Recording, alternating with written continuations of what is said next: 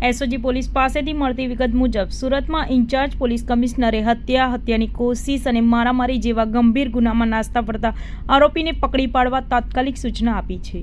જે અનુસંધાને એસઓજી પોલીસની ટીમ પેટ્રોલિંગમાં હતી દરમિયાન બાતમીના આધારે પાંડેસરા ગોવાલકા ગામ ખાડી કિનારેથી આરોપી અનિકેત અશોક નાયકાને ઝડપી પાડ્યો હતો। આરોપીની પૂછપરછ કરતા તેણે જણાવ્યું હતું કે ગઈ તારીખ 25/3/2024ના રોજ તે અને તેના મિત્રો કતારગામ આંબા તલાવડી નાયરા પેટ્રોલ પંપ પાસે બેઠા હતા ત્યારે એક યુવક તેની બાઇક લઈ પેટ્રોલ પુરાવવા માટે આવ્યો હતો।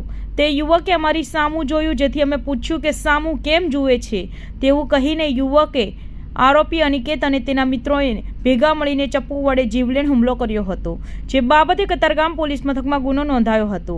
આ ગુનામાં એક અન્ય આરોપી પણ સંડોવાયેલો છે, જે સગીર વયનો બાળ કિશોર છે, જેથી પોલીસે તેની પણ ધરપકડ કરી કાયદેસરની કાર્યવાહી હાથ ધરી છે।